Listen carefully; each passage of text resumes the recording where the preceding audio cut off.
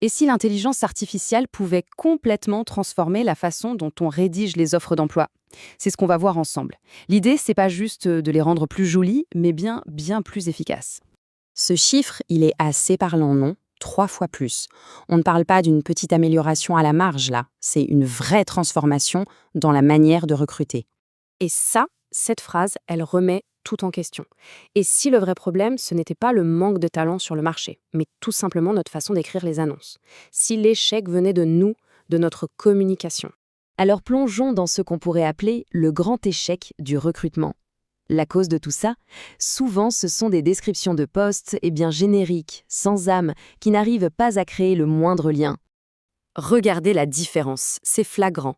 D'un côté, on a l'ancienne méthode, une simple liste de courses, froide, mécanique.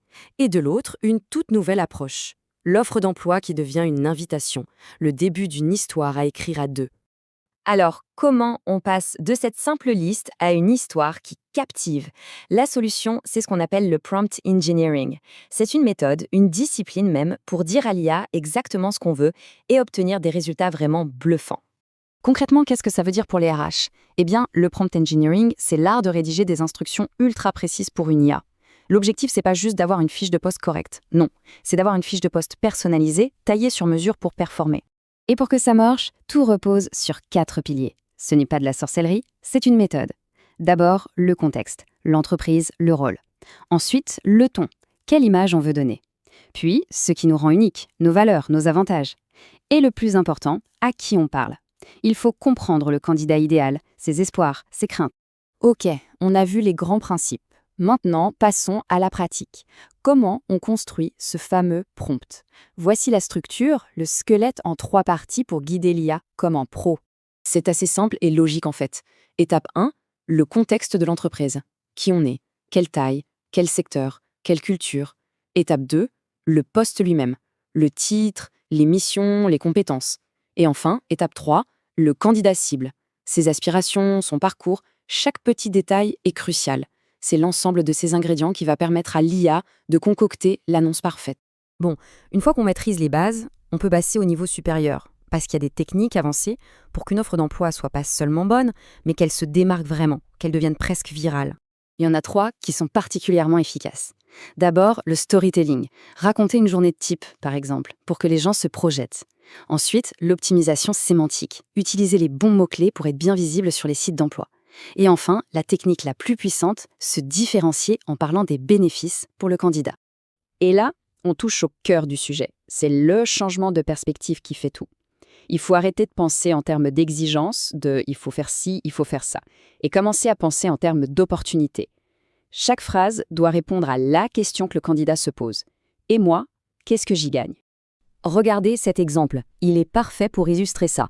Avant, on disait « gérer une équipe de 5 personnes ». C'est une tâche, c'est factuel. Maintenant, on dit « développer vos compétences managériales en encadrant une équipe de 5 personnes avec un accompagnement personnalisé ». C'est le même job, mais la deuxième version part d'un bénéfice pour la carrière du candidat. C'est infiniment plus attractif.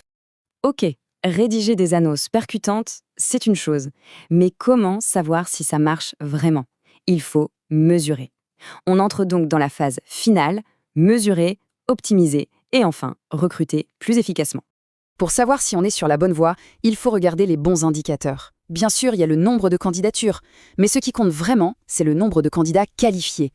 On va aussi regarder si on recrute plus vite. Et au final, est-ce que les gens acceptent plus facilement les offres? C'est cet ensemble qui prouve que la méthode fonctionne. Et pour s'améliorer en continu, il n'y a pas de secret. Il faut tester. La meilleure méthode pour ça, c'est l'A/B testing. C'est simple, on prend une annonce, on en fait 2 versions en changeant un seul petit truc, le titre, la première phrase, le ton, et on regarde laquelle marche le mieux. C'est comme ça qu'on découvre ce qui parle vraiment aux candidats. Attention quand même, il y a 2 pièges classiques à éviter. Le premier, c'est de donner des instructions trop vagues à l'IA.